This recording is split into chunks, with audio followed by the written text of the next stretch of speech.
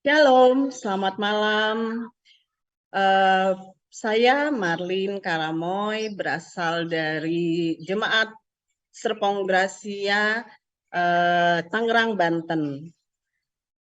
Terima kasih untuk kesempatan yang diberikan kepada saya untuk menyaksikan bagaimana karya Tuhan dalam kehidupan saya, bagaimana topangan Tuhan, pertolongan Tuhan yang sangat-sangat nyata dalam kehidupan saya, di mana saya diizinkan Tuhan mengalami hal yang mungkin sangat berat dalam kehidupan semua orang dan khususnya saya yang menghadapi. Tapi disinilah saya akan menyaksikan bagaimana Tuhan sangat-sangat menolong dan memelihara saya. Baik, saya terdiagnosa breast cancer di tahun 2021, ya, sudah hampir berapa tahun yang lalu, sekarang 2023. Dan ternyata ketika saya didiagnosa oleh dokter, saya itu cancer stadium 4. Jadi semua sudah at the top, stadium 4, grade 3. Grade 3 adalah penyebaran yang sangat cepat. Kemudian juga saya HER2+ adalah pembelahan sel kanker yang sangat cepat juga. Dan ketika saya dihadapkan dengan penyakit ini, tentunya sebagai manusia biasa saya kaget, ya. Tapi disinilah saya merasakan campur tangan Tuhan yang sangat-sangat luar biasa dalam kehidupan saya. Mungkin saya akan sedikit bercerita tentang asal muasalnya. Sebenarnya saya sudah belum terdiagnosa, tetapi di tahun 2016 saya sudah pernah ke dokter, dan sepertinya menurut dokter, sepertinya ini mengarah tumor yang ganas atau cancer.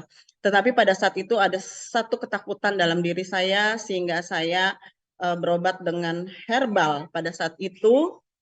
Dan saya rasa herbal itu sangat baik ya untuk daya tahan tubuh saya, tetapi ternyata penggunaan herbal bagi badan saya atau bagi tubuh saya itu tidak bisa menyembuhkan sel kanker dalam diri saya. Sehingga di tahun 2021 saya ingat mulai bulan Juli saya mulai pengobatan medis, dan disitulah yang seperti saya bilang saya terdiagnosa sudah at the top ya, kanker yang sudah sangat berbahaya, sudah sangat tinggi, sudah tidak ada lagi yang lebih tinggi daripada itu, bisa dikatakan stadium lanjut. Dan kehidupan saya hanyalah 23% saja. Nah, di situ tentunya saya sangat terpukul, tetapi kemudian saya menyerahkan diri saya kepada Tuhan. Saya merasakan bagaimana orang-orang di sekeliling saya Tuhan kirim ya untuk memberikan kekuatan kepada saya. Tentunya keluarga saya sangat mendukung saya, puji Tuhan. Suami, anak-anak sangat mendukung saya di dalam pengobatan. Ya, kemudian saya harus menjalani biopsi, saya harus menjalani radiasi karena kanker saya sudah menyebar di tulang belakang, ada 3 tempat. Di tulang belakang ada 4 titik, kemudian di paru-paru ada 1 titik, kemudian ada juga di kelenjar getah bening. Ya, jadi sudah ada penyebaran kemana-mana. Kemudian saya harus menjalani yang namanya radiasi. Tetapi ketika saya menjalani radiasi itu, saya ada pertentangan ya di dokter, karena saya baru di biopsi atau dioperasi, saya harus segera menjalani radiasi karena dokter radiasi itu sangat mengkhawatirkan kalau saya tidak cepat-cepat saya akan lumpuh. Dan memang terbukti banyak pasien yang seperti saya yang telat tertangani akhirnya lumpuh dan tidak dapat disembuhkan lagi. Jadi 3 hari setelah saya dioperasi atau dibiopsi, saya harus menjalani radiasi.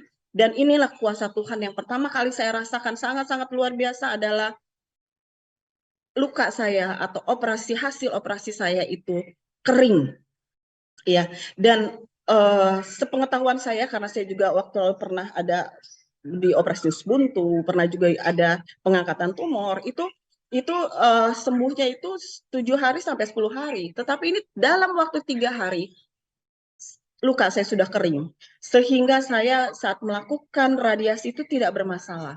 Jadi saya radiasi 10 kali, ya khusus untuk tulang, puji Tuhan bisa dijalankan dengan baik, meskipun awal-awal tidak mudah ya, karena titik saya yang tulang belakang juga kena ke pencernaan, sehingga mual-mual terus pada saat radiasi tulang, tetapi bisa berjalan dengan baik, dan itu saya rasa benar-benar kuasa Tuhan.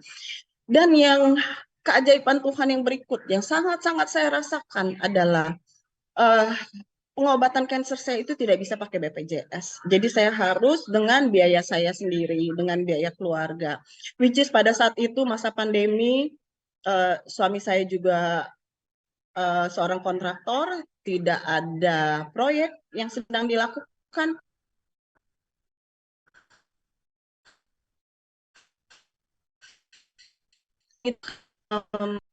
Orang yang bisa menuju Tuhan tidak bermasalah. Dan kemudian saya juga harus melanjutkan dengan kemoterapi dan kemotarget. Kemoterapi saya harus jalani 6 kali. Itu terus terang kemoterapi tentunya tidak mudah, dan keadaan saya sampai kalau bisa dikatakan jatuh bangun ya pada saat itu ya, memang berat, apalagi kemo yang kelima saya tidak merasakan ada kesanggupan atau tidak merasakan ada kekuatan dalam kehidupan dalam diri saya, tapi kembali Tuhan menolong saya, dan nyata sekali pertolongannya ketika Tuhan mengirimkan salah satu gembala, salah satu pendeta untuk menghubungi saya, dan saya benar-benar merasakan kekuatan yang sangat luar biasa dari pendeta. Ya, setelah saya berbicara kurang lebih 1 jam, saya berbicara dengan pendeta tersebut, ya, dan saya merasa sangat-sangat dikuatkan, dan saya merasakan sanggup lagi untuk menjalankan kemo yang ke-6 dan selanjutnya.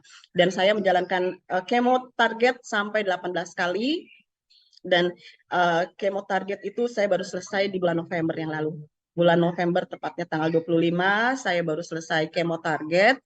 Dan kemudian sebelum itu bulan Agustus saya dicek, itu yang namanya di PET scan, ya, di PET scan dari penyebaran sudah tidak ada penyebaran, dan yang tadinya 7,48 masanya sekarang tinggal 1,9 masanya, itu di bulan Agustus.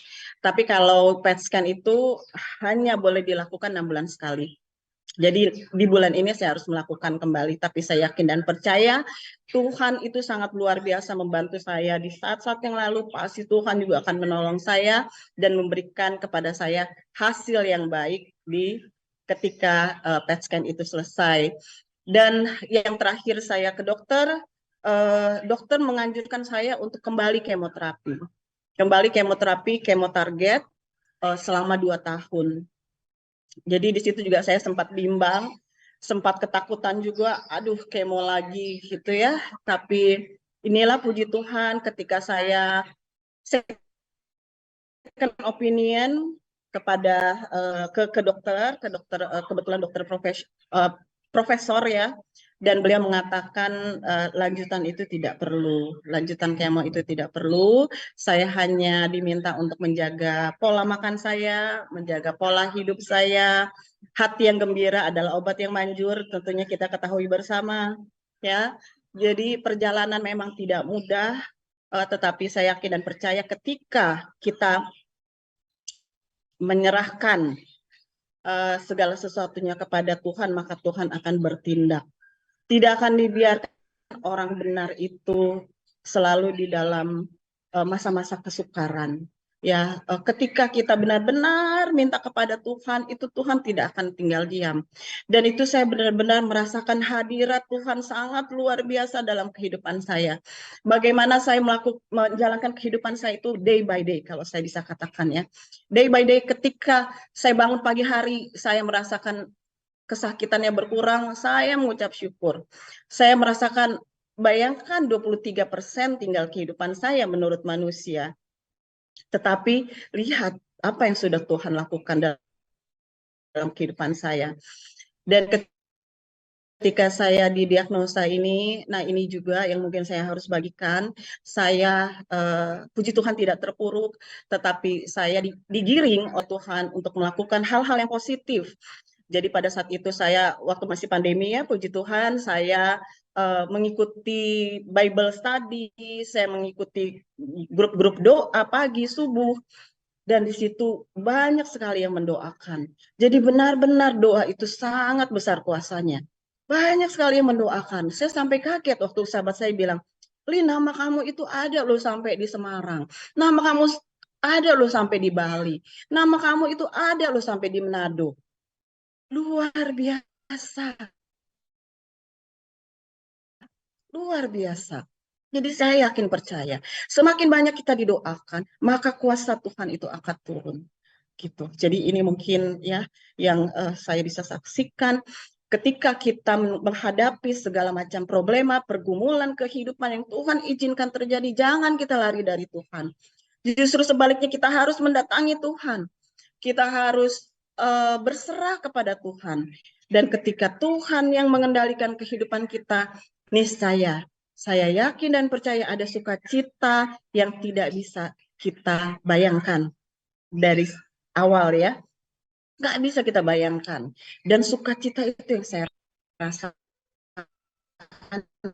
Meskipun dalam keadaan masih lemah, sampai sekarang juga saya belum memperoleh kekuatan yang sepenuhnya, tetapi sudah jauh-jauh lebih baik. Saya tinggal menjalani saja. Saya masih minum obat 5 tahun sampai 10 tahun. Saya masih tetap berobat. Saya yakin dan percaya kehidupan saya di tangan Tuhan, di bawah pengendalian Tuhan. Dan ketika saya menyerahkan kehidupan saya untuk melayani Dia akan pakai saya sangat luar biasa. Dan itu sukacita untuk saya. Dan saya juga berharap semua yang mendengar dengan masalahnya masing-masing, seperti firman Tuhan mengatakan, bersukacitalah di dalam segala hal, karena itulah yang diinginkan Tuhan. Dan sekali lagi bersukacitalah. Ya. Dan itu saja mungkin kesaksian dari saya, semoga bisa menguatkan kita semua, dan tentunya juga setiap saya memberikan kesaksian itu otomatis menguatkan saya juga secara pribadi. Dan di sini juga saya mengucapkan banyak terima kasih untuk semua yang sudah mendoakan saya, sahabat-sahabat saya, para pendeta-pendeta yang sudah mendoakan saya, karena benar-benar doa itu besar kuasanya. Terima kasih. Tuhan memberkati kita semua.